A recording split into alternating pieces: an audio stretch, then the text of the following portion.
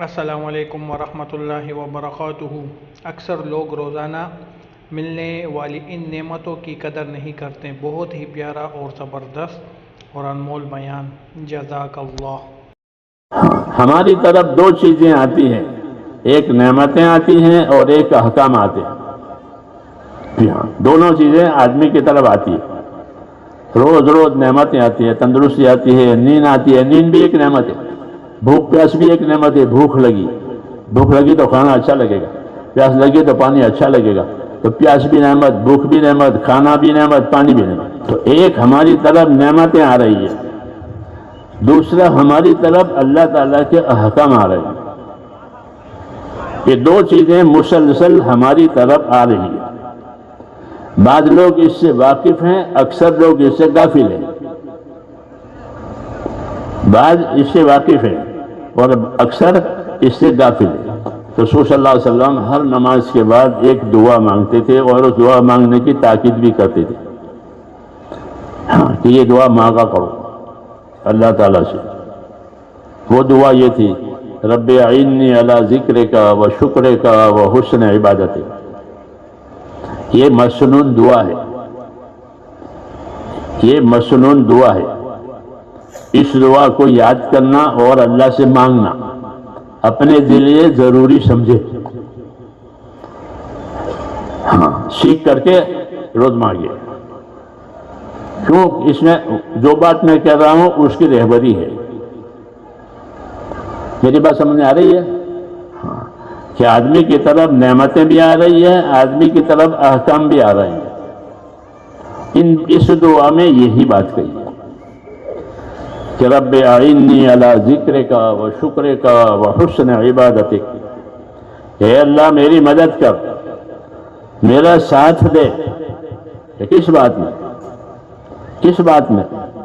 کہ مجھے اپنا ساتھ دے آپ کے ذکر کرنے پر، تاکہ میں آپ کا ذاکر بنوں، آپ کو یاد رکھنے والا بنوں، آپ کی اطاعت کرنے والا بنوں۔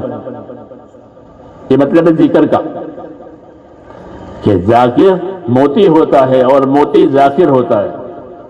کہ جو اللہ کی اطاعت میں ہوتا ہے وہ اللہ کے ذکر میں ہوتا ہے، جو اللہ کے ذکر میں ہوتا ہے وہ اطاعت میں ہوتا ہے۔ ذکر نہیں ہوتا تو غافل ہوگا، غافل کیسے اطاعت کرے گا؟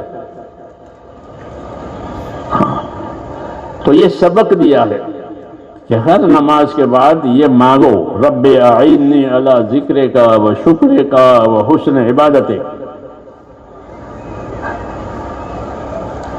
یہ جو ہماری محنت ہے، نفر سفر، تو نفر سفر اصل مقصد نہیں ہے، بلکہ نفر سفر کے ذریعے سے یہ باتیں زندگیوں میں لانی ہے اور دوسروں میں لانے کے لیے اس کی دعوت دینی ہے۔ یہ مقصد ہے، نفر سفر مقصد نہیں ہے۔ اگر یہ نہیں ہے تو خالی نفر سفر کی مثال ایسی ہے جیسے خالی چکی چلے۔ تو خالی چکی چلنے سے پیٹ بھرے گا؟ بولو، نہیں بھرے گا۔ تو پیٹ کیسے بھرے گا؟ اندر ڈالو پھر نکالو، چکی چلاؤ، دانے ڈالو، آٹا نکالو، تو پیٹ بھرے گا۔ ایسے ہی دین کا یہ کام ہے کہ خالی چلت پھرت مقصود نہیں ہے، بلکہ دین لیتے رہو، دین دیتے رہو۔ تبلیغ تو ہوتی ہے اللہ کے حکموں کی، چلوں کی نہیں۔ تبلیغ کس کی ہوتی ہے؟ تبلیغ کے معنی پہنچانا۔ تو کیا پہنچاؤ گے؟ چلے پہنچاؤ گے؟ نبی کیا پہنچاوے؟ چلے پہنچاوے؟ کہ نبی حکم پہنچاتے ہیں، یہ کرنے کے حکم ہے، یہ نہ کرنے کے حکم ہیں، یہ بچنے کے حکم ہیں، ہو یہ ترقی کرنے کے لیے ہیں کہ اس میں ترقی کرو، اس سے بچو۔ تو تبلیغ جو ہوتی ہے میرے بھائیوں، وہ تو حکموں کی ہوتی ہے۔ تو زندگی کو اس پر لانے کے لیے یہ نقل و حرکت ہے۔ نقل و حرکت اصل نہیں ہے، اصل یہ ہے جیسے چکی کا چلنا پھرنا اصل نہیں ہے، بلکہ دانے ڈالنا، آٹا لینا، یہ اصل ہے۔ یہ ہماری تبلیغ، پھرنا اصل نہیں، بلکہ ایسے پھرو کہ دین لیتے رہو، دین دیتے رہو۔ تب وہ پھرنا اصل ہے، یہی اصل مقصود تھا کہ حضور صلی اللہ علیہ وسلم اور صحابہ کے زمانے میں مدرسے نہیں تھے، اسکول بھی نہیں تھے، خانقاہیں بھی نہیں تھی. ہاں اس وقت جو طریقہ یہ کار ہے وہ نہیں تھا. پھر لوگ دین کیسے لیتے تھے؟ دین کیسے لیتے تھے؟